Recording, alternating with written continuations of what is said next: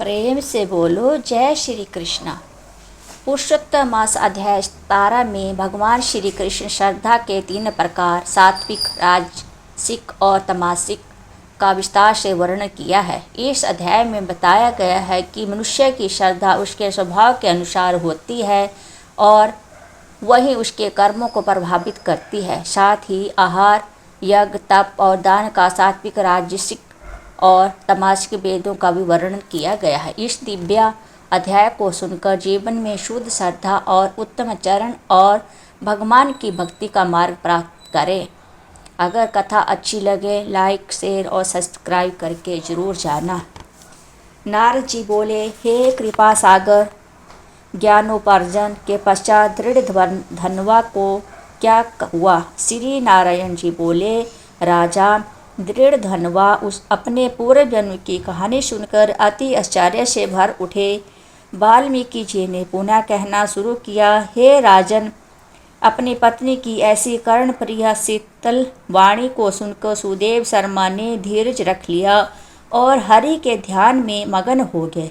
एक दीर्घ श्वास लेकर फिर दीन स्वर में कह उठे, अच्छा, जो होनहार है वह हो ले। इसी प्रकार कुछ काल यूं ही बीत गए। एक दिन सुदेव ब्राह्मण श्री हरि चिंतन में निमग्न जब समिधा कुछ फल फूल एकत्र करने हेतु वन की ओर गए तो उसी दिन पुत्र सुखदेव भी मित्रों के साथ बावड़ी पर जा पहुंचा और जल क्रीड़ा हेतु बावड़ा में उतर गया। ग्रीष्म ऋतु थी। वो लोग एक दूसरे पर जल उछालने लगे।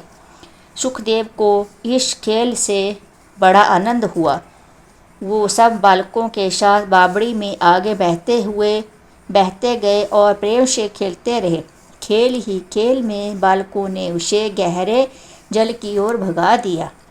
वह भी उन लोगों से बचने के लिए उधर बढ़ गया। देवसात वह अथाह जल में डुबकी खा गया। उसने अपनी सांस को अपने मित्रों को धोखा देने के लिए रोक लिया और डुबकी लगाई, किंतु वह अपने को संभाल ना सकने के कारण अत्यंत व्याकुल हो निकालने का प्रयत्न करने लगा, लेकिन वह ऐसा कर ना सका और वहीं डूब गया और उसकी मृत्यु हो गई।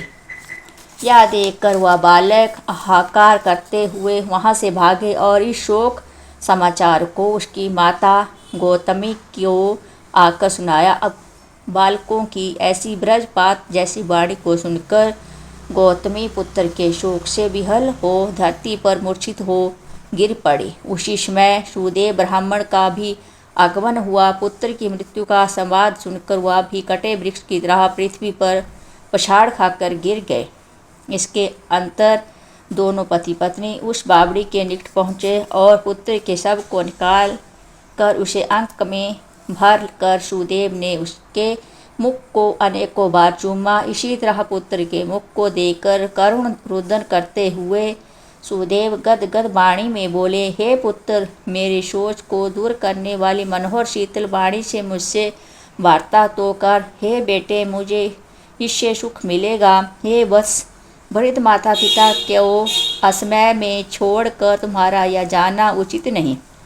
हे पुत्र, तुम शीघ्र उठो और सोना छोड़कर जल्दी ही पढ़ने के लिए बैठो। मैं तुम्हें छोड़कर घर नहीं जाऊंगा। वहाँ अब क्या रखा है? मैंने कोई निंदित कार्य नहीं किया, ब्रह्म हत्या नहीं की, जिस पर भी किस दुख कर्म का मुझे यह फल मिला है। हे निर्दय विधाता, तुम्हें इस दीन वृद्ध की आंखें निकाल कर क्या लाभ मिला है? हे पुत्र, तुम तो बोलो, तुम्हारी या माता कोरी को की भांति सारी लज्जा को त्याग कर कैसा विलाप कर रही है? क्या उसे देखकर भी तुम्हें कुछ भी दया नहीं होती? मुझसे तो राजा दशरथ ही धन्य है, जिन्होंने पुत्र श्री रामचंद्र के वन गमन करने पर अपने प्राण त्याग दिए। वो पुत्र के विरह से ही इतने दुखी हो गए, लेकिन मैं अपने पुत्र के निधन पर भी जीवित हूँ। मुझे धिक्कार है। हे गोविंद, हे विष्णु, हे यदुनाथ, हे रुक्मणी पति, हे मुरारे, दोनों पर दया करने वाले दयालु भगवान, मेरी पुत्र के शोक नल से रक्षा करो। इस प्रकार 17वां अध्याय समाप्त होता है। जय श्री कृष्ण।